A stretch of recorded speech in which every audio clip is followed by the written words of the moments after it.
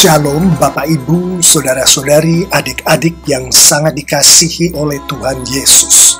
Nas yang akan kita renungkan kali ini adalah dari 1 Samuel 15 ayat 20 sampai ayat 26. Adapun tema yang akan kita renungkan dari Nas ini adalah ketaatan dan persembahan. Kita akan memulai renungan kita ini dengan kita bersama-sama membaca dengan seksama nas kita kali ini. Terpampang di hadapan kita adalah 1 Samuel 15 ayat 19 sampai ayat yang ke-26. Yang saya ambil dari alkitab.sabda.org, yaitu Alkitab Bahasa Indonesia versi terjemahan baru. Selanjutnya, mari kita renungkan bersama beberapa ayat pembimbing berikut yang akan kita pergunakan untuk merenungkan nas kita kali ini. Melalui ayat pembimbing pertama kita akan merenungkan ketaatan demi kemuliaan Tuhan. Ayat pembimbing pertama ini adalah Yohanes 17 ayat 4. Aku telah mempermuliakan engkau di bumi dengan jalan menyelesaikan pekerjaan yang engkau berikan kepadaku untuk melakukannya. Secara tersurat dan tersirat dan berdasarkan penafsiran yang ada, ayat 4 di mana Tuhan Yesus di sini sedang berinteraksi dengan Tuhan Allah Bapanya di surga, menunjukkan kepada kita bahwa Tuhan Allah Bapa di surga memberikan pekerjaan kepada Tuhan Yesus melalui firman Tuhan. Mempermuliakan Tuhan yang dimaksud oleh Tuhan Yesus di ayat 4 ini adalah dengan menyelesaikan pekerjaan yang diberikan oleh Tuhan Allah Bapanya di surga kepada Tuhan Yesus. Karena pekerjaan itu diberikan kepada Tuhan Yesus melalui firman Tuhan, maka penafsirannya adalah Tuhan Yesus mempermuliakan Tuhan Allah Bapanya di surga dengan Tuhan Yesus menghidupi, dengan Tuhan Yesus melakukan firman Tuhan. Alkitab menunjukkan bahwa hanya pada saat firman Tuhan dihidupi, dilakukan, baik itu oleh Tuhan Yesus, Putra Tuhan Allah Bapa di surga yang tunggal, maupun oleh setiap umat Tuhan, setiap pengikut Yesus. Hanya pada saat inilah, pada saat firman Tuhan dihidupi, dilakukan, inilah Tuhan dipermuliakan. Tidak mungkin seseorang mempermuliakan Tuhan tanpa seseorang itu menghidupi, melakukan firman Tuhan.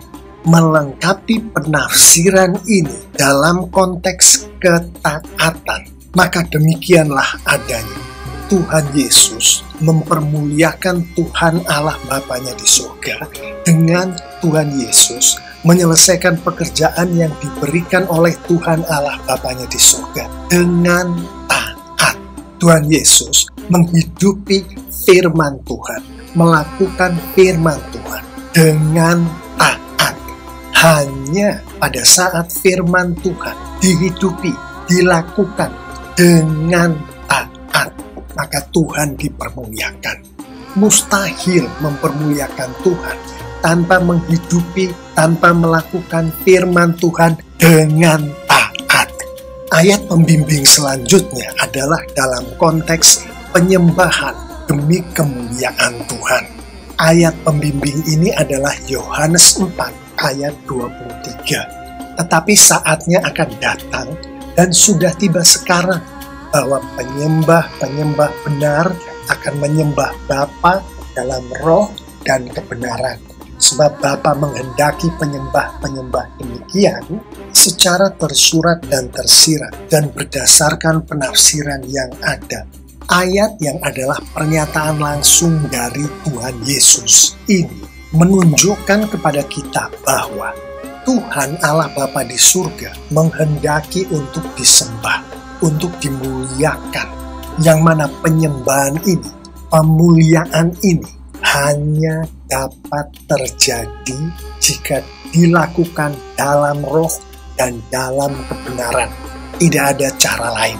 Mohon diperhatikan kata penghubung "dan" di sini, yang artinya adalah harus dalam roh dan harus dalam kebenaran. Tidak bisa hanya dalam roh tapi tidak dalam kebenaran. Tidak bisa juga tidak dalam roh namun dalam kebenaran. Harus dalam roh dan harus dalam kebenaran. Keduanya harus terjadi. Dengan kata lain, menyembah Tuhan Allah Bapa di surga, mempermuliakan Tuhan Allah Bapa di surga, hanya dapat dilakukan oleh mereka yang hidup dalam Roh Kudus Tuhan dan menghidupi kebenaran, firman Tuhan. Pada saat firman Tuhan dihidupi oleh mereka yang memiliki Roh Kudus Tuhan di dalam mereka, yaitu pengikut-pengikut Kristus, maka hanya dalam kondisi seperti itulah Tuhan dipermuliakan. Tuhan Allah Bapa di surga disembah.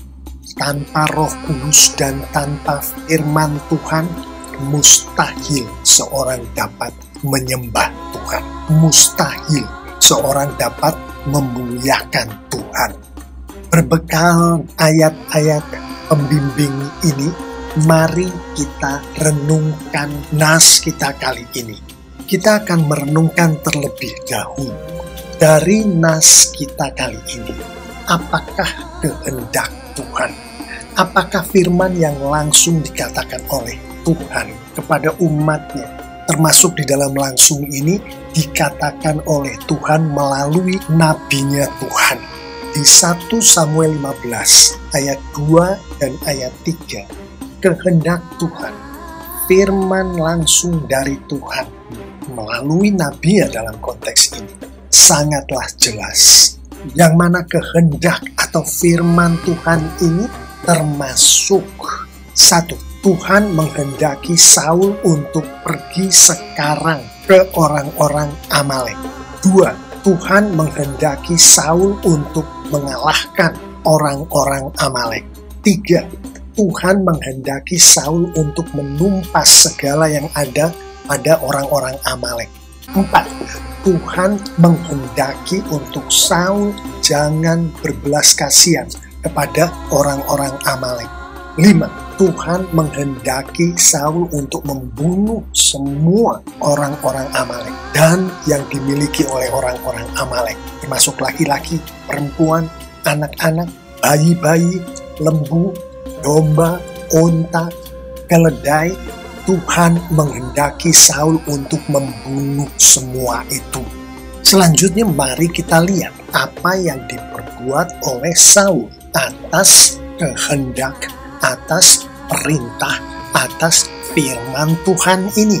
Dari 1 Samuel 15 ayat 20 dan 21. Berdasarkan konteks nas kita kali ini, kita mengetahui bahwa Raja Saul tidak melakukan kehendak Tuhan sebagaimana yang dikehendaki oleh Tuhan.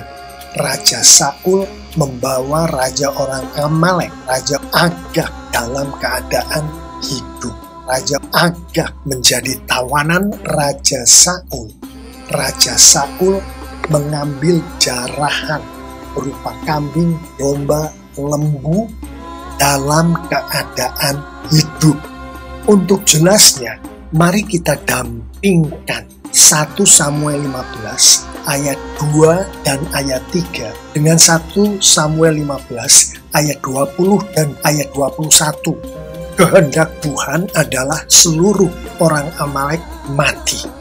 Kehendak Tuhan adalah seluruh milik orang-orang Amalek mati.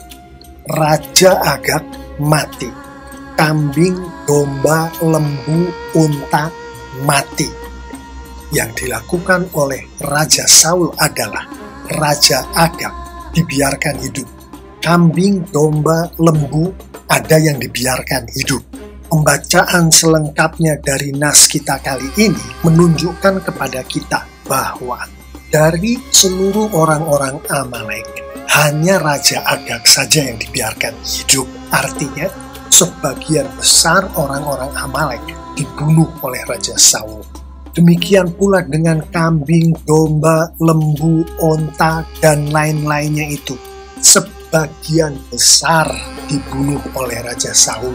Yang dimaksud Raja Saul di sini adalah Raja Saul dan pasukan-pasukannya. Hanya sebagian kambing, domba, dan lembu, yaitu yang baik-baik saja, yang dibiarkan hidup oleh Raja Saul. Raja Agag menjadi tawanan Raja Saul. Kambing, domba, lembu yang baik-baik itu menjadi jarahan bagi Raja Saul. Atas peristiwa ini, mari kita renungkan yang terjadi pada hati Tuhan, Tuhan Allah Bapa di surga. Berdasarkan 1 Samuel 15 ayat 11, secara tersurat kita mengetahui dengan jelas bahwa Tuhan menyesal telah menjadikan Saul sebagai Raja Israel. Menurut Tuhan, Saul telah berbalik daripada Tuhan. Menurut Tuhan, Saul tidak melaksanakan firman Tuhan. Saul tidak mempermuliakan Tuhan. Menurut Saul, sebagaimana di 1 Samuel 15 ayat 13, Saul telah melaksanakan firman Tuhan. Saul telah membunuh seluruh orang-orang Amalek kecuali Raja Agag. Saul telah membunuh sebagian besar dari domba, lembu, keledai, dan sebagainya itu, kecuali yang baik-baik. Namun menurut Tuhan lebih jauh, sebagaimana di 1 Samuel 15 ayat 14, Saul tidak melaksanakan firman Tuhan. Saul tidak mempermuliakan Tuhan. Masih ada kambing, domba, lembu-lembu yang tidak dibunuh oleh Raja Saul.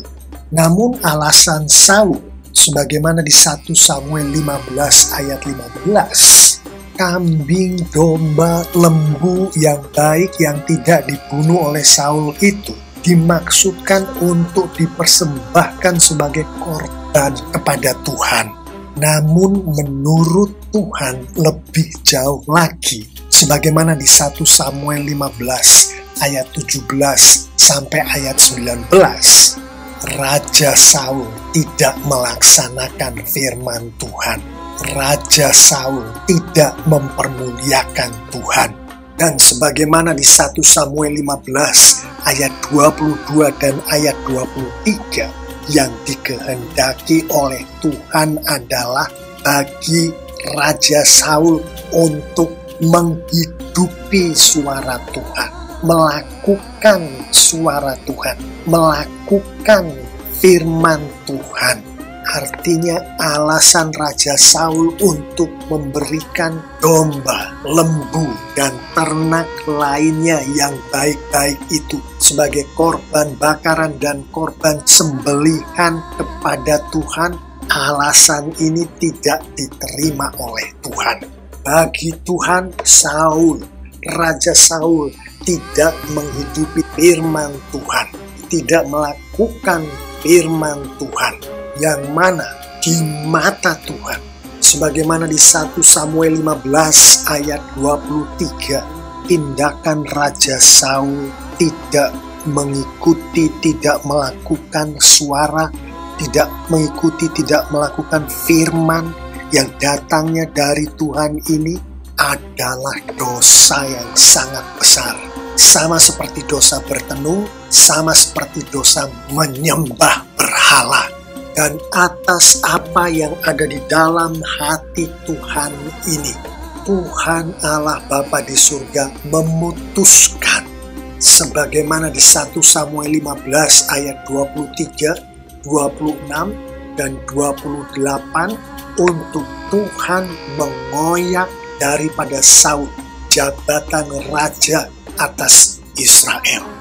Dengan kata lain, Tuhan memecat Raja Saul sebagai raja bangsa Israel.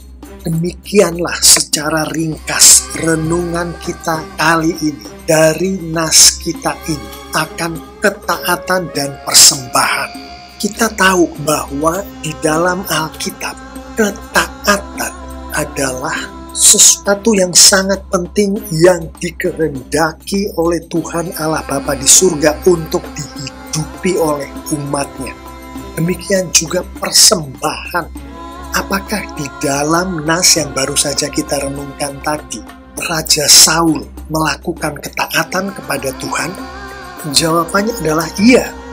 Hanya saja ketaatan yang dilakukan oleh Raja Saul itu bukan ketaatan yang dikehendaki oleh Tuhan. Lalu bagaimana dengan persembahan? Apakah Raja Saul melakukan persembahan?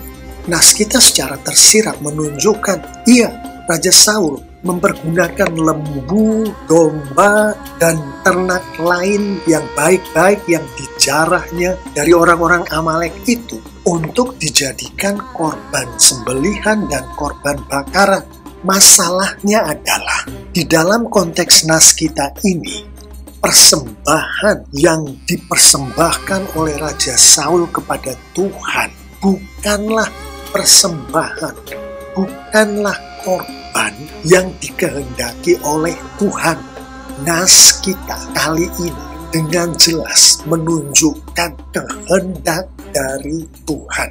Apa-apa saja, bagaimana caranya, ditunjukkan dengan jelas oleh Tuhan melalui nabinya Samuel kepada umatnya Raja Saul.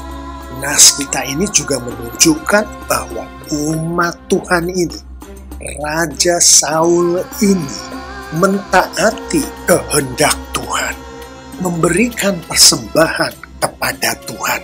Namun Tuhan Allah Bapa di surga tidak berkenan untuk menerima ketaatan Saul ini dan tidak berkenan untuk menerima persembahan Saul. Mari kita tutup renungan kita kali ini dengan kita bersama-sama merenungkan poin-poin penting berikut sehubungan dengan ketaatan dan persembahan. Khususnya adalah ketaatan dan persembahan yang berkenan bagi Tuhan. Sebetulnya ketaatan seperti apakah yang diperbuat oleh Saul sehingga Tuhan tidak berkenan? Mari kita renungkan ini dengan kita renungkan bersama. Ketaatan yang dikehendaki oleh Tuhan itu seperti apa?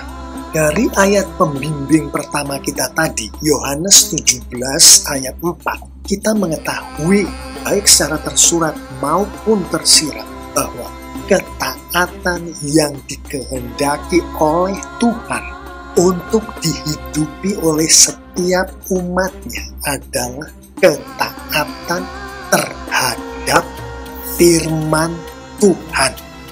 Mengapa demikian?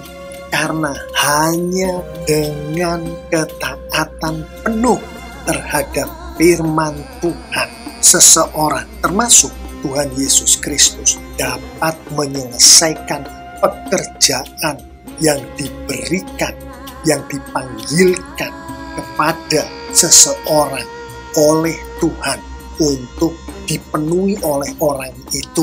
Dan hanya dengan orang itu menyelesaikan pekerjaan termaksudlah maka Tuhan dimuliakan.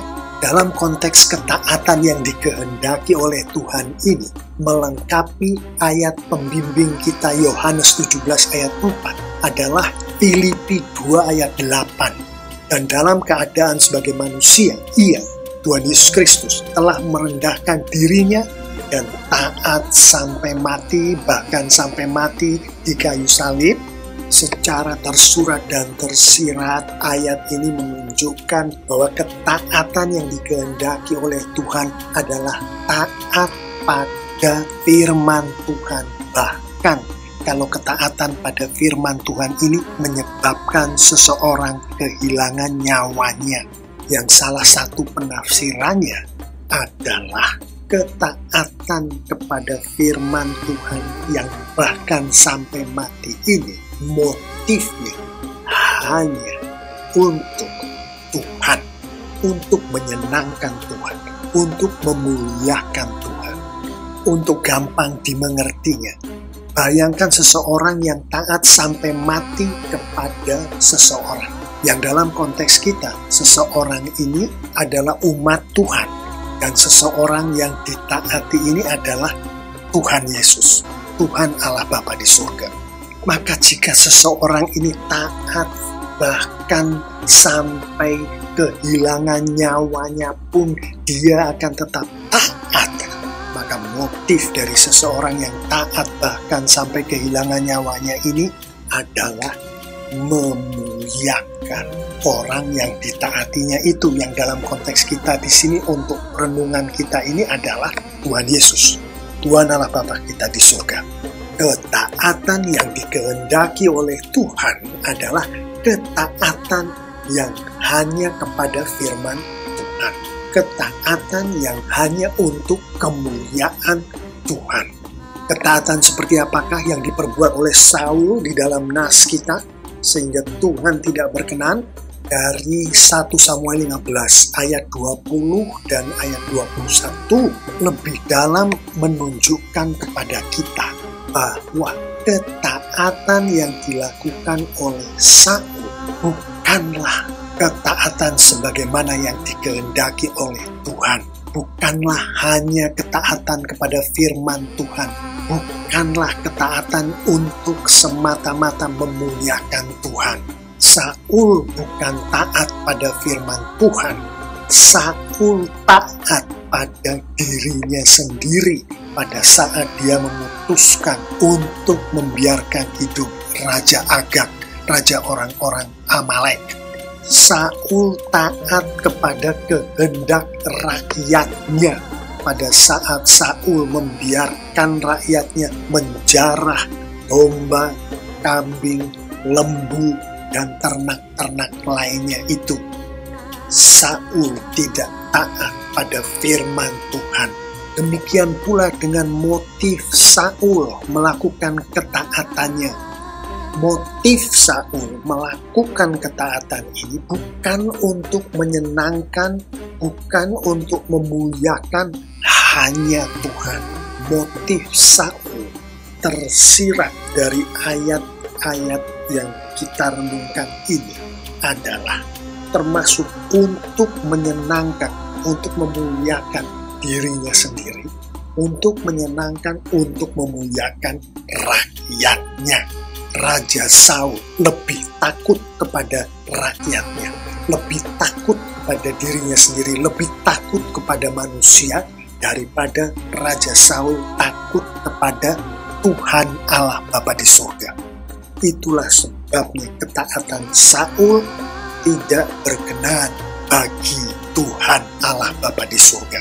Selanjutnya mari kita renungkan persembahan seperti apakah yang dipersembahkan oleh Saul sehingga Tuhan tidak berkenan. Mari kita renungkan terlebih dahulu persembahan yang dikehendaki oleh Tuhan itu seperti apa. Dari ayat pembimbing kedua kita tadi, yaitu Yohanes 4 ayat 23, secara tersurat dan tersirat dan berdasarkan penafsiran yang ada, ayat 23 ini menunjukkan kepada kita antara lain bahwa persembahan yang dipersembahkan untuk Tuhan hanya akan diterima oleh Tuhan sebagai persembahan jika persembahan itu diurapi oleh Roh Kudus dan persembahan itu didapatkannya dan dipersembahkannya berdasarkan petunjuk-petunjuk dari Tuhan yang ada di dalam kebenaran firman Tuhan. Yang untuk mudahnya, berdasarkan konteks Alkitab, selengkapnya adalah persembahan yang dikehendaki oleh Tuhan adalah persembahan yang diurapi oleh Roh Kudus sesuai dengan petunjuk firman Tuhan di dalam memperoleh persembahan itu dan mempersembahkan persembahan itu, dan tujuan dari persembahan itu hanyalah semata-mata untuk memuliakan Tuhan. Bagaimana dengan persembahan yang dipersembahkan oleh Raja Saul sehingga Tuhan tidak berkenan? 1 Samuel 15 ayat 20 dan ayat 21 tadi secara tersurat dan tersirat menunjukkan kepada kita bahwa persembahan Raja Saul, baik cara memperolehnya maupun cara mempersembahkannya, tidak sesuai dengan kebenaran firman Tuhan dan tidak sesuai dengan bimbingan dari Roh Kudus Tuhan. Persembahan dari Saul ini diperoleh atas pemikiran diri Saul sendiri dan atas kehendak rakyatnya, atas kehendak manusia, bukan atas pemikiran dan bimbingan dari Roh Kudus, dan bukan atas petunjuk dari kebenaran firman Tuhan. Itulah sebabnya Tuhan tidak berkenan atas persembahan dari Saul. Bapak, Ibu, Saudara-saudari, adik-adik yang sangat dikasihi oleh Tuhan Yesus, mengetahui akan semua yang baru saja kita renungkan tadi, mari kita akhiri renungan kita kali ini dengan kita merenungkan beberapa penerapan berikut, mengetahui bahwa Tuhan menghendaki umat-Nya, termasuk kita semua, pengikut-pengikut Kristus yang sudah lahir baru, untuk menghidupi ketaatan terhadap Tuhan, untuk mempersembahkan persembahan yang benar kepada Tuhan, yang mana ketaatan yang dikehendaki oleh Tuhan adalah ketaatan yang hanya kepada firman Tuhan, adalah ketaatan yang hanya untuk memuliakan Tuhan, yang mana persembahan yang dikehendaki oleh Tuhan adalah hanya persembahan yang diurapi oleh Roh Kudus, hanya persembahan yang sesuai dengan petunjuk firman Tuhan di dalam memperolehnya maupun mempersembahkannya, hanya persembahan yang ditujukan untuk memuliakan Tuhan. Ditambah lagi dengan jelas kita mengetahui bahwa bagi Tuhan tidak menghidupi firman Tuhan adalah dosa yang sangat besar, yaitu seperti dosa bertenung dan dosa menyembah berhala, sebagaimana disampaikan di 1 Samuel 15 ayat 22 dan ayat 23, maka penerapan untuk kita hidupi setiap saat di dalam kehidupan kita hari lepas hari dari renungan kita kali ini adalah berdoalah memohon kepada Tuhan agar Roh Kudus Tuhan berkenan memampukan dan membuat kita pengikut-pengikut Kristus yang sudah lahir baru untuk selalu menggumuli, menghidupi firman Tuhan setiap saat, setiap waktu di dalam kehidupan kita sebagai anak-anak Tuhan. Perwujudan dari penerapan ini termasuk kita semua membaca, mengerti, dan melakukan firman Tuhan waktu lepas waktu, tentunya atas urapan dari Roh Kudus Tuhan. Perwujudan lain termasuk kita semua mematuhi perintah-perintah Tuhan dan menjauhi larangan-larangan Tuhan sebagaimana dinyatakan oleh Tuhan di dalam firman Tuhan di dalam Alkitab, itu dari waktu lepas waktu. Jika kita semua menghidupi firman Tuhan ini lengkap dengan penerapan-penerapannya, maka atas karya dari Roh Kudus Tuhan, Tuhan kita semakin dimuliakan dengan luar biasa. Amin.